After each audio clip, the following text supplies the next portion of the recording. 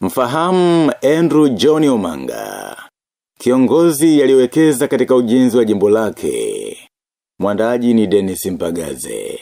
Mimi naitwa Ananias Edgar.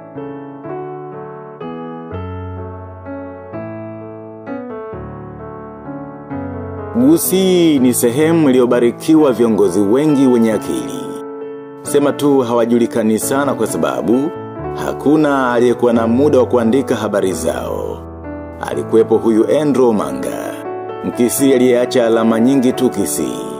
Kwa ufadhili wa Samuel Okemwa tunakuletea alama za Omanga. Omanga baada ya kumaliza masomo yake sehemu mbalimbali za dunia, alirudi nyumbani kujenga nchi. Kwanza Omanga amesomea pale Amasago Intermediate Primary School huko Keumbu kati ya mwaka 1943 na mwaka 1945 kabla hajaenda St. Mary's School Nyabururu alikomalizia elimu yake ya msingi. Sekondari alisomea Pala Secondary School kuanzia mwaka 1947 hadi mwaka 1950 na high school alikwenda Mangu. Baada ya Mangu High School Omanga alikwenda Makerere University College Kampala, Uganda. Ilikuwa ni mwaka 1954. Huko alichukua Bachelor of Arts katika English, Geografia na Uchumi. Mwaka 1956 Omanga alikwenda zake India kuchukua masters ya siasa na kurudi kufanya siasa kisayansi. Huku kwetu waliosoma political science wanalima nyanya na matikiti maana siasa imewatema. Wengi huangukia namba za viatu kwenye kura za maoni ndani ya vyama vyao. Tena viatu vya mtoto mdogo. Wanachaguliwa wasiojua hata division ya siasa. Sasa sijui kwa nini hii kozi isifutwe huko vyuoni. Ni sawa na kozi za diplomasia. Waliozisoma walitakiwa kuwa mabalozi lakini angalia wanaopewa ubalozi. Utalia. Tunaposema nyumbani ni pagumu usidhani utani. Pakatae uitwe mtumwa maana imeandikwa mkataa kwao ni mtumwa. Omanga alivotoka India na jiwe la siasa. Aliajiriwa kwenye kampuni kama meneja wa kampuni ya tumbaku ya Afrika Mashariki. Mwaka 1961 alijiunga na utumishi wa umma kwa nafasi ya katibu msaidizi na mwaka 1966 aliteuliwa na Rais Jomo Kenyatta kuwa permanent secretary ofisi ya makamu wa rais na Wizara ya Mambo ya Ndani. Nafasi hii ilimsafishia mapito kuelekea kwenye siasa, kaibukia kwenye ubunge na baadaye waziri. Aliingia kwenye ubunge mwaka 1988 kuwatumikia watu. Alikuja na staili ya kupunguza gharama katika shughuli za maendeleo. Wakati wa ujenzi wa shule, wanafunzi, wazazi na wageni walipanga mistari mirefu kutoka tofari zilipo hadi saiti. Na kisha kusafirisha tofari hizo kwa kupasiana badala ya kukodi roli. Kwa ubunifu huo wa umoja unalipa. Alifanikiwa kujenga miradi mingi jimboni mwake. Halafu na yeye mwenyewe alishiriki kwa vitendo na sio kwa maigizo kama wafanyavyo viongozi wenu.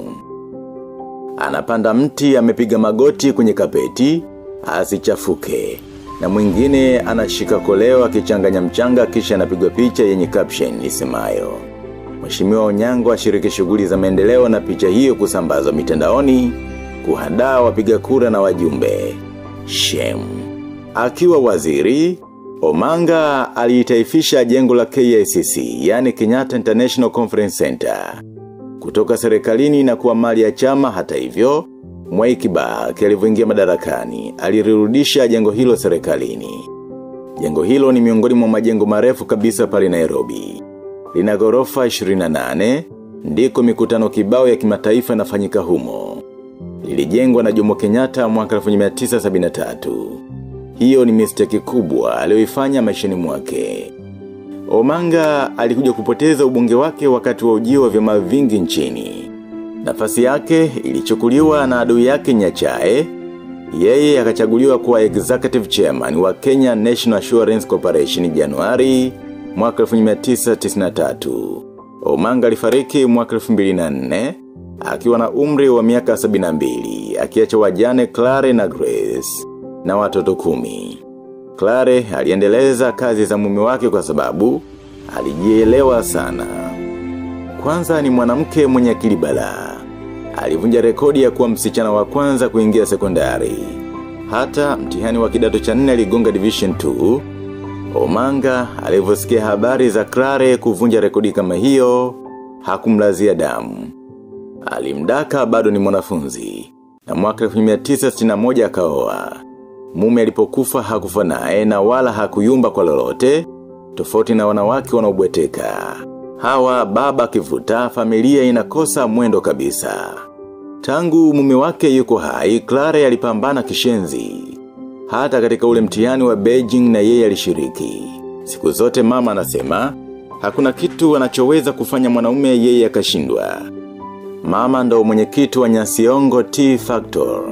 Anajiita chairman na sio chairled. Ukimuita chairled haitiki.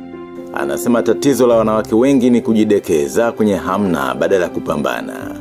Lakini ni kweli, mwanamke ukiwa mtu wa kupambana chips kuku haiwezi kukutoa kwenye reli. Amewahi kuwa meya wa Kisii na kuandika historia nyingine kubwa kwa Mkisii mwanamke wa kwanza kukamata hiyo position. Wanawake wanaotumia akili ni wachache sana katika hiki kizazi cha mitumi na manabii.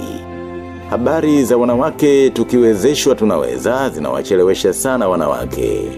Wakisubiri wa kuwawezesha. Komaeni. Omanga hayupo, lakini matendo yake yanaishi hadi leo. Kuna lecturer moja pale Utalii College. Anaitwa Patrick Maraburi, anamkubali Omanga hadi kesho. Ni baada ya kumpa ofa ya kusoma pale Utalii College Nairobi na leo hii ni lecturer. Ulioguswa na jamani wengi. Viva Omanga. Viva. Mwandaji ni Dennis Mpagaze, mimi naitwa Ananias Edgar.